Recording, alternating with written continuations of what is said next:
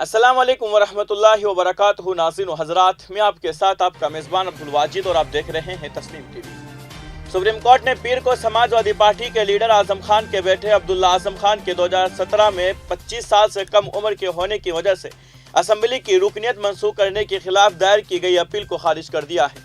Justice Ajay Rastogi और justice बीवी नागर थाना की बेंच ने अब्दुल्ला आज़म की तरफ से इलाहाबाद हाई कोर्ट के फैसले को चैलेंज करने वाली अपील को खारिज कर दिया है।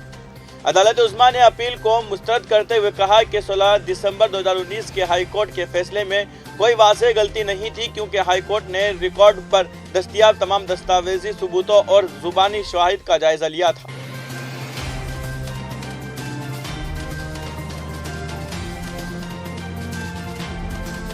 अब रुक करते हैं अगली खबर की तरफ। गुजरात में वंदे भारत एक्सप्रेस पर पथराव किया गया। कुछ नामालूम अफराद ने ट्रेन के खिड़कियों पर पत्थर फेंके। AIMIM के सरबराह असदुद्दीन ओवैसी ट्रेन में सवार थे। पार्टी लीडर वारिस पठान ने दावा किया है कि ओवैसी मुलजिमों का निशाना थे। पठान ने दावा किया कि AIMIM के सरबराह पार्टी के गुजरात रियासती सदर साबिर काबलीवाला और पार्टी के दीगर लीडरान के साथ अहमदाबाद से सूरत के लिए रवाना हुए थे। वंदे भारत एक्सप्रेस में सफर कर रहे थे जब ये वाकया पेश आया। खिड़की के टूटे शीशे की तस्वीरें शेयर करते हुए AIMIM लीडर वारिस पठान ने ट्वीट किया कि गुज़िश्ता रोज जब असदुद्दीन ओवैसी, साबिर काबलीवाला और हमारी टीम अहमदाबाद से सूरत जाने वाली वंदे भारत एक्सप्रेस ट्रेन में सफर कर रहे थे तो कुछ नामालूम लोगों ने पथराव किया।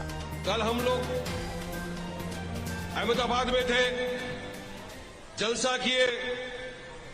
आज दोपहर को अहमदाबाद से मैं, ओवैसी साहब, साबिर काबलीवाला साहब, माजिद हुसैन साहब, हम सब, हमारी पूरी टीम गुजरात अहमदाबाद से ट्रेन पकड़ के सूरत के लिए रवाना हुए। कौन सी ट्रेन पकड़े? वंदे भारत एक्सप्रेस।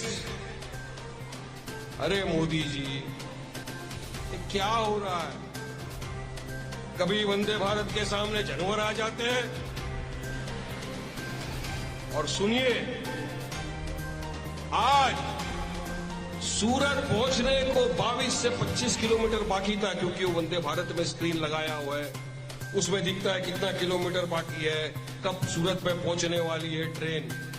हम सब बैठकर देख रहे थे। इतने में धाड़ से पत्थर आकर गिरता है ट्रेन के कांच के ऊपर। बैरिस्टर असदुद्दीन ओवैसी साहब बैठे हुए हैं, साबिर काबलीवाला साहब उनके पीछे है, मैं साइड में, वहां पर एक कांच आता है और ट्रेन का कांच क्रैक कर देता है पूरी तरह से। मैं आपको फोटो दिखा सकता हूं मीडिया वाले के पास, मेरे पास मोबाइल में फोटो सब पड़े हुए हैं। इतना भारी पत्थर कि वो कांच के पूरा क्रैक हो गया। फिर एक दूसरा पत्थर आया, मतलब 1 मिनट भी नहीं हुआ होगा, 10-15 सेकंड में किसी ने 2 पत्थर लगातार उठा के मार। ओवैसी साहब ट्रेवल कर रहे हैं। अरे तुम पत्थर मार लो मोदी जी, तुम आग बरसा दो मोदी जी, लेकिन ये हक की आवाज ना कभी रुकी है, ना रुकेगी, ना इंशाअल्लाह ताला कभी रुकेगी। कायम हवा में बात नहीं करता वारिस पठान, प्रूफ है, फोटो निकाला है। ट्रेन में हमारे साथ पुलिसकर्मी भी थे, सब थे हमारे साथ, हमने दिखाया।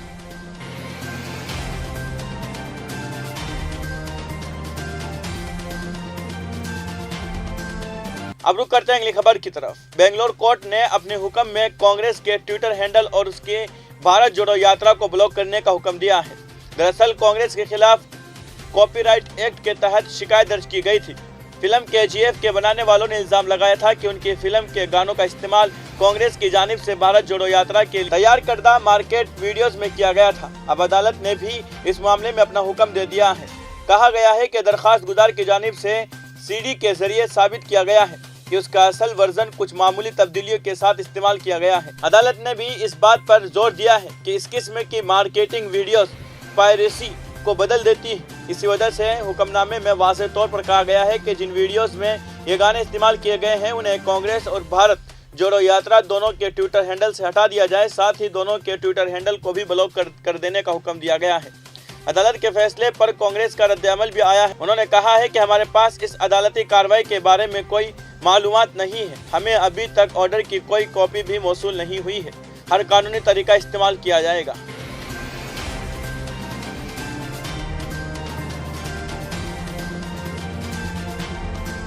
अब रुक करते हैं अगली खबर की तरफ। कर्नाटक के कोलार जिला में एक शख्स ने उस वक्त खुदकुशी कर ली जब उसकी बीवी ने चौथी बार बच्ची को जन्म दिया। ये वाकया हफ्ता को कर्नाटक के कोलार जिला के श्री नवासपुर तालुका के सिटी हली गांव में पेश आया। खुदकुशी करने वाले की शनाख्त लोकेश के तौर पर की गई है। पुलिस जराये के मुताबिक लोकेश, जो सिटी हली गांव में ड्राइवर के तौर पर काम करता था, उसकी शादी 8 साल कबल आंध्र प्रदेश के पंगोर की रहने वाली सुरीसा से हुई थी। पुलिस ने बताया कि वो अपनी तीसरी बेटी के पैदाइश के बाद खुश नहीं था। वो बेटा न होने पर परेशान रहता था। जब उसकी बीवी चौथी बार हामिला हुई तो लोकेश को बेटे की पैदाइश की उम्मीद थी। ताहम वो एक बार फिर मायूस हो गया जब उसकी बीवी ने एक बच्ची को जन्म दिया।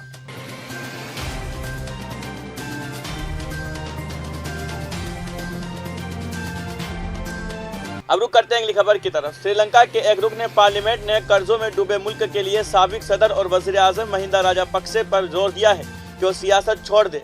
जजीरे के अखबार ने पीर के रोज रुकने पार्लियामेंट पाटली चंपका रनवाका के हवाले से कहा है कि उन्होंने एक ऐसे सियासतदान से अपील की जिसे मुल्क के माशी बहरान के लिए बड़े पैमाने पर मौरूदुल इल्जाम ठहराया गया था। रनवाका ने कहा कि मैं महिंदा राजापक्से से दरख्वास्त करता हूं कि वो दोबारा सियासत में ना आए या कम से कम ऐसा कहे। बहुत से लोग पहले ही मुल्क छोड़ चुके हैं। हमारे पास एक समाजी सरमाया है जो बरसों की मेहनत से बनाया गया है। यह हमारे पास मौजूद बाकी असासों में से एक है। फिलहाल की खबरों में इतना ही। मुल्क और गैर मुल्क की तमाम बड़ी खबरें जानने के लिए देखते रहिए तस्नीम टीवी। आपके मेज़बान अब्दुल वाजिद के साथ। अल्लाह हाफिज़।